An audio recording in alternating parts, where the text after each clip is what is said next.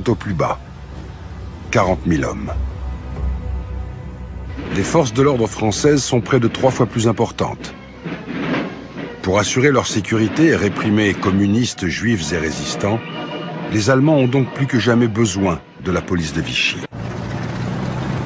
Les Alliés sont aux portes de la capitale. Les ultras de la police prennent la fuite, comme de vulgaires collabos. Le 14 août, un comité de policiers résistants appelle à la grève tous les agents de la capitale. L'incitation patriotique est doublée d'une menace. Les policiers qui n'obéiraient pas au présent ordre de grève seront considérés comme des traîtres et des collaborateurs. Le 19 août au matin, 2000 policiers s'emparent de la préfecture et hissent le drapeau tricolore. Pourtant, parmi ces héros du jour, nombreux avaient jusque-là exécuté les pires ordres, arrêté des résistants ou raflé des juifs. L'inspecteur Roger Belbéoc, résistant communiste, s'en amuse. Dans la cour de la préfecture, un miracle s'est produit. Il n'y a plus que des résistants. C'est bien ça. Les policiers, en prenant part au combat, réalisent qu'ils ont peut-être échappé au pire. L'un d'eux témoigne.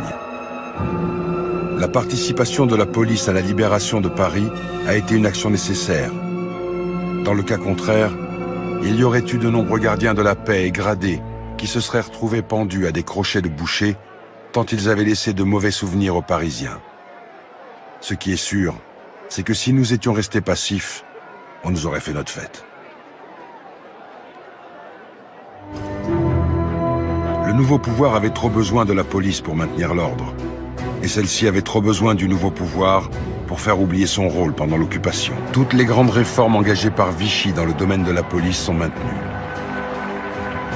Le principe d'une police nationale n'est pas remis en cause.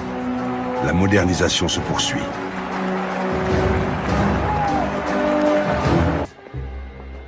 Dorénavant, la police sera entre les mains de hauts fonctionnaires d'élite ou d'activistes d'extrême droite qui l'entraîneront toujours plus loin dans la collaboration.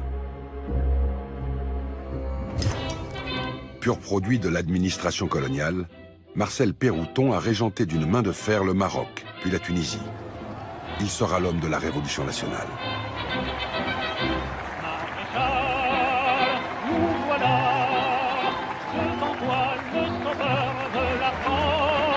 À partir du moment où on est républicain, on n'est plus catholique. À partir du moment où on vote au niveau national, on n'est plus catholique non plus. Voilà.